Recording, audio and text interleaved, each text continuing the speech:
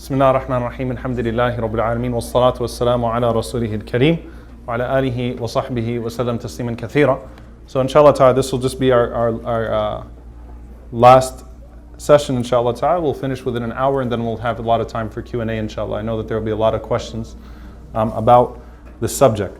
Now we go into the fiqh of it, okay? And I told you all that when we go into the jurisprudence of it, that number one, there was a reason why I chose the story of Zayd radiallahu ta'ala anhu to be the last story that we would cover when covering the virtues, because that's the one that has legal implications. And it was very important to understand that the legalities were all that changed with Zayd, but nothing changed in regards to the Prophet ﷺ treating him with the love of a son and treating Zayd radiallahu ta'ala anhu's child as his own grandson. A few things to introduce the subject of fiqh of kafala. Number one, it is mainly when you're talking about kafala and you're talking about adoption and things of that sort, it's an issue of semantics, it's an issue of culture, it's an issue of terms and context. A lot of times people get caught up with the names of things and with the terms. So for example, immediately we falsely equate tabanni with adoption. Tabanni, which is what was forbidden by Allah subhanahu wa ta'ala, we equate it with adoption. We say, well, isn't adoption haram? I think that if anyone looks at everything we've covered thus far in this class, it sounds quite ridiculous to say something like that. It really, really does, because it really counters everything that our religion stands for.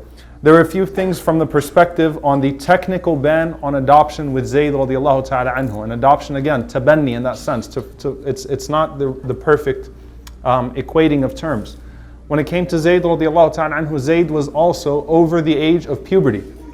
And we said this, that yatim in Islam is up until the age of bulugh, up until the age of puberty. So even afterwards, there was no way for him to be considered an orphan in that sense anyway. Zayd was already a grown man, he was married, he was very active in his society in multiple fronts and things of that sort. So he would not have been considered an orphan at that point. Anyway, now one of the things that we always have to balance is that we always look to the objectives of the law and the technicalities. And we should not allow the technicalities to override the objectives, nor should we try to use the objectives to negate the technicalities, but instead you have to find that perfect harmony, that marriage between the two. There are legal restrictions and rituals and things of that sort, but you don't negate the purpose of the Shariah. There's a reason why we have maqasid the Shariah, the technicalities and the universal. So you have to try to find that balance between the two. And that is very complicated with this subject in particular. So I ask Allah subhanahu wa ta'ala to allow what I say to be truth and to allow us to avoid falsehood or speaking without knowledge or out of place. So one of the principles of Islamic law, one of the maqasid, is hifdhul nasl or al-ird. They're either two separate maqasid or they're one, which is to preserve lineage or to preserve honor. I consider them to be two separate kulliyat, two separate universals in fact, but the preservation of nasl, the preservation of lineage, is a very, very important part of our Sharia, and it's one of the maqasid, it's one of the universals. It saves society from a lot of problems. Okay, it's something that you know, obviously though it's an exception, it's not the norm. You end up, because you don't preserve lineage, with very complicated situations at times.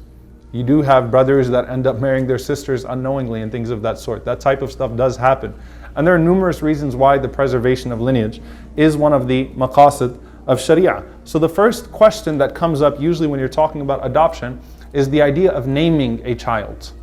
Does the child have to be named after their father, their biological parents, or can they be named after you?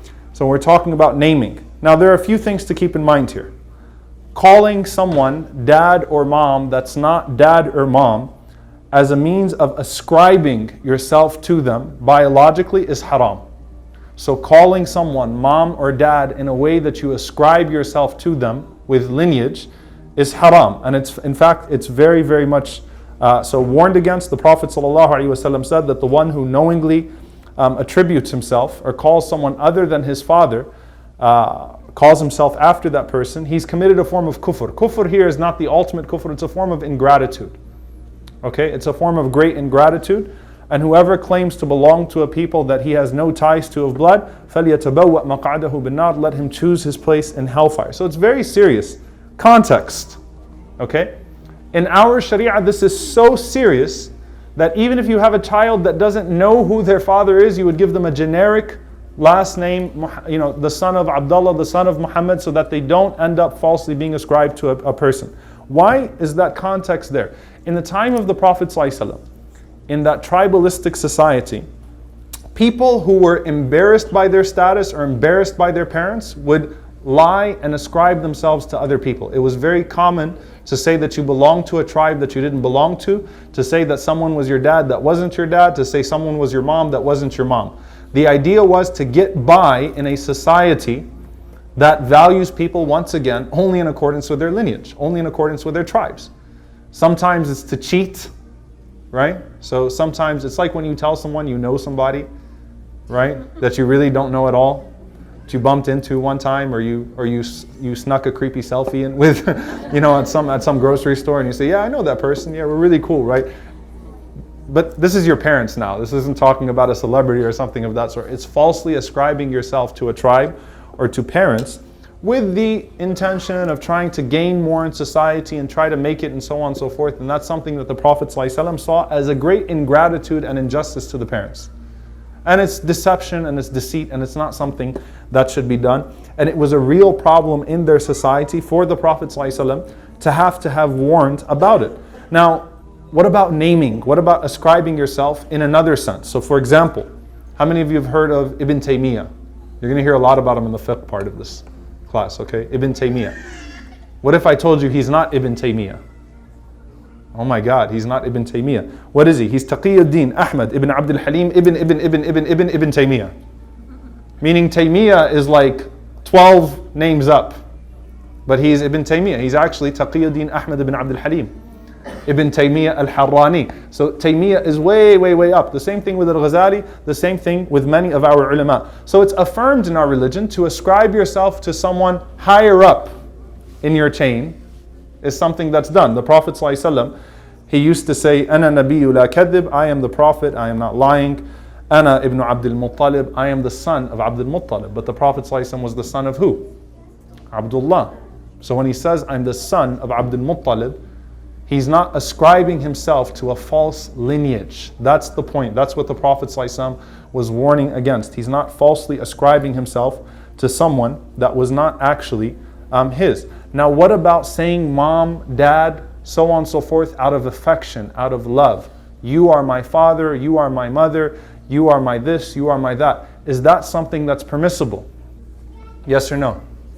Who can give me a proof from a story I gave to you? Yes. Just said about Bashir, Prophet said, would you like to be your dad? Very good. Barakallah fiki. So Bashir ibn Aqraba, the Prophet ﷺ said, how would you like that I become your father and Aisha your mother? Numerous narrations of the Prophet ﷺ calling Al-Abbas radiyallahu anhu his walid, his father, to say something out of affection, to say something out of love, to say call me mom, call me dad. And they truly can call you mom, call you dad. You ascribe them to you in the sense of love and mawadda, and that you will not be treated differently in this household. You are my son, you are my daughter, you are my mother, you are my father. All of that is permissible. What's not permissible is to lie about your lineage and ascribe yourself falsely to someone else. So that's where there's deceit involved, and that's where it's not out of affection, but it's actually trying to claim a lineage to another person. And we can establish that from the time of the Prophet sallallahu alaihi wasallam. Now one of the main issues that comes up is the changing of the surname, the changing of the last name. Okay?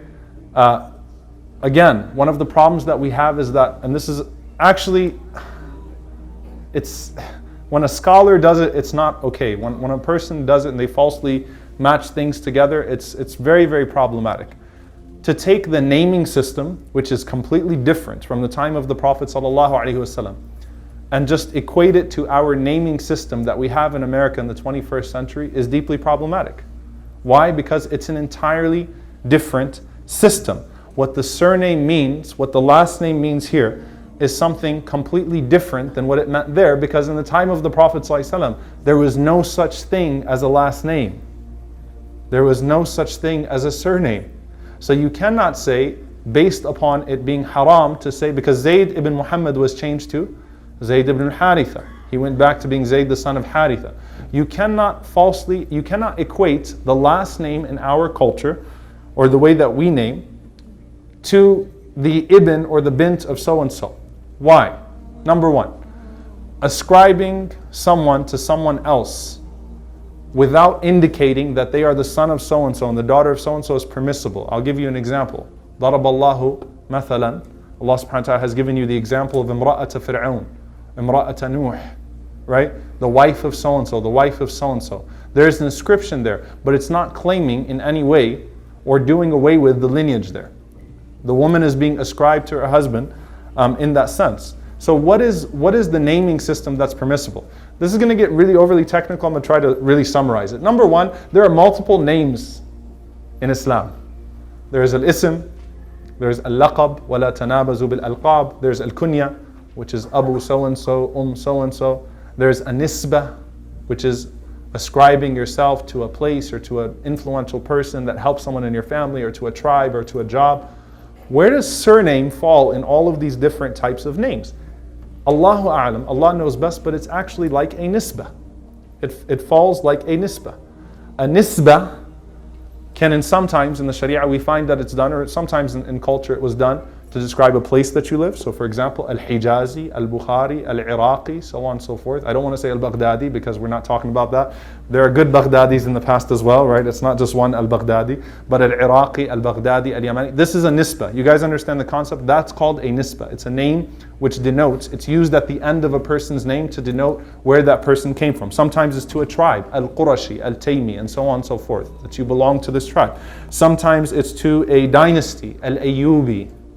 Okay, for example, Salahuddin al-Ayyubi. Sometimes it's to a rank, al-Muhajir, al-Ansari. Sometimes it's to a job, al-Najjar, right? Isa alayhi salam is al-Najjar. The point that I'm making is that a nisbah, which is the closest thing to a last name, existed as a form of ascription to something that that person was prominent for. Many times was the tribe, many times was the country, many times was the land. Therefore, you cannot say that the last name is equal to a patronym. The patronymic system is the son of so-and-so, the daughter of so-and-so. The surname is really like a nisbah, it is not patronymic. But wait a minute, how does the lineage get preserved? It should still be preserved. Ideally, it's preserved actually through the middle name. Okay? You know, in some places in Europe, like in Russia and Ukraine, all right, it's actually legally binding that the middle name has to be the name of your father, right? Or it was that case for some time in history. Patronyms, which are the son of so-and-so, the daughter of so-and-so, which is the Islamic system and what will be called upon on the Day of Judgment.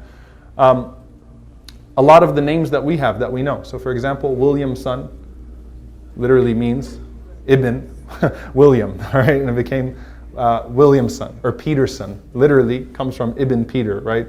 These are European systems and naming systems. Till now, we find that these naming systems are very, very complex.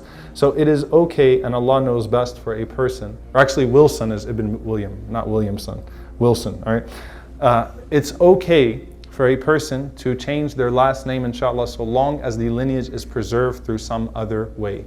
Because you cannot equate the last name to the patronym that we have in our Sharia. The lineage can be preserved elsewhere. It is a nisbah. The last name is a nisbah. It's just like Al-Qurashi, Al-Hijazi, Al-Baghdadi, Al-Taymi, whatever it may be. It is a nisbah.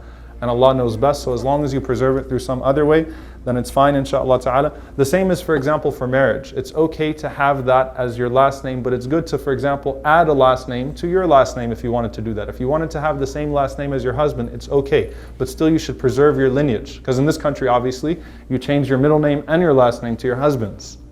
Right? So you become, so-and-so. It's actually kind of weird, right? But your middle name and your last name change to the first name and the last name of your husband.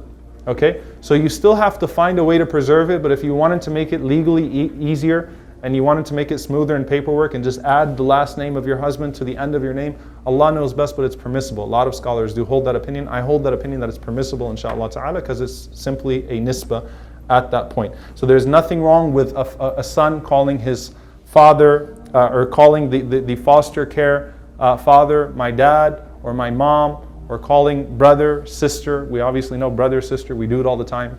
You know, we sound kind of awkward when we do it, but we do it all the time for everybody. So brother, sister, father, mother, also naming the child after you, so long as you try to preserve their biological lineage through something else. Why? Because it's undue trauma on the child as well. The child goes to school with their brother and sister, and literally every single day they have to be reminded why they're different, which is not healthy. The other extreme of that is to not tell the child where they're from and what their lineage is, and to wait until they're 18, 19 years old and they show up at Valley Ranch Islamic Center at Sheikh Yasser's office or with me crying because they just found out they're adopted.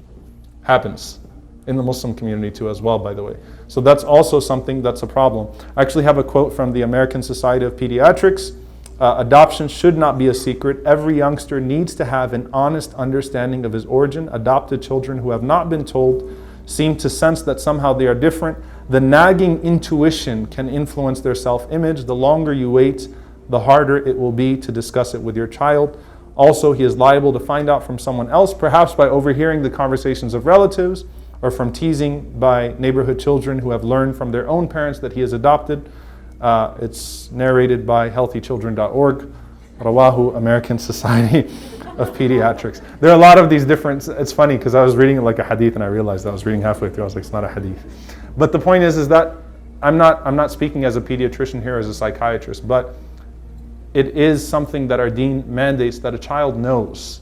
They don't have to be reminded of it all the time. They don't have to be told that they're anything less. All the hadith that we've covered in the first session sort of clarify that they are indeed to be made to feel like they are just like all your other children. What they eat, what they drink, how they're treated, everything. So it's not a means of belittling them, but so that they have an honest conversation. They know, however, you establish very early on, you're not going to be treated any differently. I love you just like I love my other children. You get that out of the way as early as possible. The longer you wait, the more you actually risk, again, violating hifdhun nasl, which is the preservation of lineage, which is a part of our deen, and also the psychological well-being of that child when they grow up. So it is important to establish that, inshallah ta'ala, without causing undue harm to the child. Islam always has a middle ground between the two on these things. The issue of inheritance. Some of you who have been following the Sahih al-Bukhari class, we actually went through the issue of inheritance, and one of the things that we established in the issue of inheritance, contrary to what people think, the Prophet ﷺ, when he allowed 1/3 of a person's inheritance to go to charity, he says, "Ath-thuluthu wa-thuluthu kathir." He says 1/3, and 1/3 is even really too much. Why? Because the most deserving of your inheritance are your children. So it's a Muslim idea that when I'm passing away, let me just dedicate everything to the hospital. It's not my money anymore. I'm dying anyway. I might as well turn it all into sadaqah. So let me turn it all into an orphanage or turn it all into a child. No, the Prophet ﷺ said it's better it goes to your family with thuluthu kathir. And you have 1/3, and that 1/3 is even a lot. So where does it come with the orphan? The orphan does not naturally, the adopted child does not naturally inherit like the other children do, meaning they have to be factored in. However, the orphan can be, and there's a precedence for this from Ibn Sirin rahimahullah ta'ala, even that his entire 1/3 went to his orphans, okay, his adopted children. The orphan can actually end up with more than a biological child, but you work it out of that 1/3, and again, what you spend upon that child is family, and it's sadaqah as well, it's charity as well, it's a means of charity as well. This is constant sadaqah that you're doing.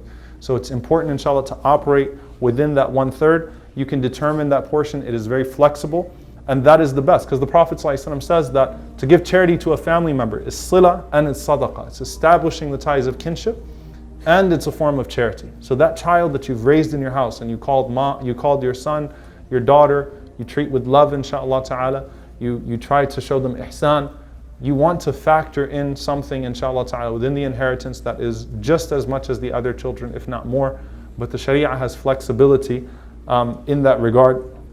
The third one, which becomes a very complicated issue, is the issue of Mahram. How do we deal with the awkwardness of a child not being Mahram? To be honest with you, it is a great hindrance, and unfortunately, because of it, many Muslims have shied away from it altogether. right? And I think that's probably the case for the majority, is that this idea, well, how are they going to be mahram, and how do we make that happen? Number one, if a child is breastfed by a woman within the first 2 years, that child becomes mahram to both parents and to everyone in the household, right? Just like blood, the Prophet ﷺ said the effect of milk is the effect of a dam, it's the effect of blood. So that child becomes, for all practical purposes, just like any other child in the house. Okay? So rida'a establishes what the Prophet ﷺ said, it establishes hurma, it establishes someone to be forbidden in marriage, just like blood would establish. The amount of breastfeedings that would be required are five separate occasions. It used to be 10. Aisha radiallahu anha said that it was abrogated and it was reduced to 5 separate feedings. So you might find some hadiths would say 10, or some books that say 10. It was an abrogated ruling. An initial ruling was that it was 10 and it was abrogated to 5, which Aisha radiallahu anha narrates, which is in Sahih Muslim. So up to 2 years, if a person went through, inshallah ta'ala, we have a sister who's a lactation nurse that could actually meet with sisters, talk to them inshallah ta'ala as well, and kind of go over some things with everybody inshallah. But if a sister was to be able to feed a child on 5 separate occasions, that child does become mahram altogether. And there's no dispute in that regard. The dispute obviously becomes, or the issue becomes, what if the child is over 2 years old? Now within the madhahib, in fact in the Maliki madhab and the Hanafi madhab, a few months over 2 is usually disregarded. Okay, so if it's 2 years and a little bit more, it still falls within that hukum according to many of the scholars, where it still establishes that that child becomes mahram. Now, what happens to a child after the age of 2? There is a very interesting story that took place with the Prophet ﷺ, which gives us a discussion. Abu Hudayfa radiallahu anhu was a close companion of the Prophet ﷺ, a beloved companion of the Prophet ﷺ. He and his wife Sahla radiallahu anha, they adopted a child by the name of Salim ibn Ma'qal. So Salim was adopted before the ruling on tabanni, before the ruling on forbidding that type of adoption, the full closed adoption. He was brought into their house, they already had him, and then when the ruling came down, they were put in a very difficult situation. Why? Salim was over 2 years old, kana ghulam, he was a young man. What young man here means, like he was a child that was over 2. He was not, baligh yet, he was somewhere between puberty and being 2 years old. So it's a very wide range there. But the point is that he was too old to become a child, to become a mahram through breastfeeding. So Salim was in a difficult situation. Sahla, the mother, is in a difficult situation. Abu Hudayfa was in a difficult situation. They did not know what to do because he was, for all practical purposes, their son. And they did not know how to approach the situation. Sahla and Abu Hudayfa started to become uncomfortable with him, entering upon her without hijab and so on and so forth, and hugging her, because they didn't know what their situation was with Allah subhanahu wa ta'ala now. Sahla went to the Prophet sallallahu alaihi wasallam, and she told the Prophet sallallahu alaihi wasallam that Salim enters upon us, he's over the age of 2, right? And Abu Hudayfa feels very uncomfortable, not because of jealousy, because obviously they raised him like a son, but because they were afraid they were violating the laws of Allah subhanahu wa ta'ala. What should we do? The Prophet ﷺ said to her, أرضعيه تحرمي عليه ويذهب الذي في نفس أبي حذيفة. So he said to her, feed him and he will become mahram to you, and that which is inside Abu Hudayfa will disappear. Now some of you might remember there was a crazy fatwa that came out actually I'm not going to say the university, I get in trouble. I don't want to mar the university. There was a crazy fatwa that came out a few years ago that said if you're having issues with your coworkers, we have to work together in the same office, it's okay, just breastfeed the coworker and everything will be alright, and then suddenly he's going to be mahram to you. And it became a laughing stock in the Arab world and throughout the Muslim world, and unfortunately the Islamophobes really swallowed that up, right? That's actually, yeah. So the point is they really use that against us, and look at these crazy Muslims, and that's what they're talking about, and so on and so forth. What does this hadith mean? Ibn Hajar rahimahullah comments, and he says, Al-Qadi Iyad rahimahullah established, and this is something established by An-Nawawi as well, that she did not expose herself to Salim, but rather she took her milk and she put it into a vessel. Salim drank from it through 5 days, so he drank from it 5 different times, and Salim became mahram to her. So the issue is, number one, there is no exposing to a child because that's against modesty and things of that sort in the first place, right? So there's a problem with that. So it was within a cup and it was within a vessel. Most of the ulama, the vast majority of the ulama say that this was a case makhsus. It was specific to Salam. Why? Because the Prophet ﷺ says that after 2 years the milk has no effect.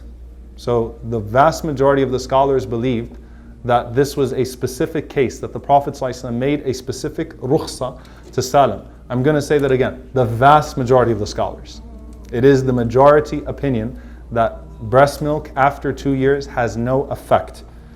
This is where we have an opinion that comes from Ibn Taymiyyah rahimahullah ta'ala, Imam Ibn Taymiyyah rahimahullah ta'ala. It also comes from, it's also ascribed to Ibn al-Qayyim, his student, Muhammad ibn Ismail as-San'ani and Imam al-Shawkani.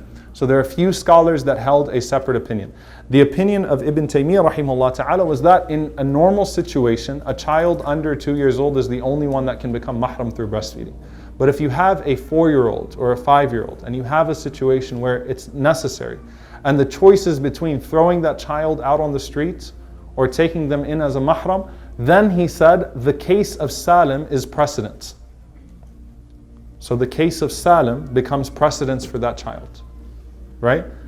And actually Ibn al-Qayyim rahimahullah ta'ala, he commented on that in Zad. He said that Ibn Taymiyyah said that the hadith of Sahla is not makhsus, it's not specific, nor is it am, nor is it open. So it's not specific, nor is it open, nor is it mansukh, nor is it abrogated, but rather it is muqayyad. It is restricted to a person that has a need, a haja, because the child is going to be entering frequently upon the mother and those types of things. So at that point, even if the child is older than 2 years old, the hukum would still apply. That's the fatwa of Ibn Taymiyyah, and he actually ascribed it to Aisha radiallahu ta'ala anha and to some others as well. He ascribed it to a Layth, the teacher of Imam Malik, Layth ibn Sa'd and others. So in that situation, Ibn al-Qayyim particularly mentioned al-laqit, which is the abandoned child, the child that was abandoned by the parents. So he said this is one of the hawa'ij, one of the necessities to where kathratu dukhurihi ala nisa, that this young man he's going to grow up and he's going to have to enter upon his mother, the mother who's taken him in, his sisters, the other girls in the house. So in that case, even after 2 years old, according to Shaykh al-Islam ibn Taymiyyah rahimahullah and Ibn al-Qayyim and others, and this is something in the very famous commentary on Bulugh al-Maram, a very classical textbook, which is Subul as-Salam by Muhammad ibn Ismail as-San'ani, and I know these are just really, really long names and things of that sort I'm just rattling off to you, but there are other scholars that actually praised that opinion, and they said it's a good opinion because it combines between all of the evidences and it gets people out of a difficult situation. So if a person is in that difficult situation, it still becomes permissible, and Allah subhanahu wa ta'ala knows best. So even if a child is 3, 4, 5 years old, obviously if you want to stay on the safe side and whatever it is and accommodate the majority of the scholars, again the vast majority of the scholars, then you try to look for a child that's under 2. I'm going to leave that to Sister Sada to sort of talk about that if that's even an option.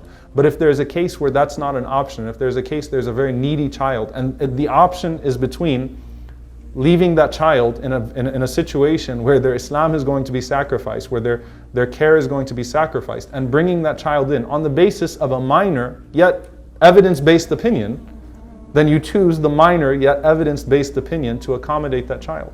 Or you bring that child in and you accommodate them in a separate way where the mahram laws are not going to be abused, and you'll find a way out for that child inshaAllah ta'ala. But the point is, there is wus'a, there is expanse in this masala, in this question. There are ways around the difficult situations that we have, and in that situation inshaAllah ta'ala it becomes okay. And usually when Imam bin Taymiyyah rahimahullah gives an opinion, this is maybe just a fiqhi tangent, but when he gives an opinion that's not really the norm, a lot of people will criticize him for that opinion, yet they'll adopt it in their own lives. So for example, Ibn Taymiyyah has the famous opinion that 3 talaqs in one sitting, the triple talaq in one sitting, does not lead to 3 talaqs, but rather it counts as 1.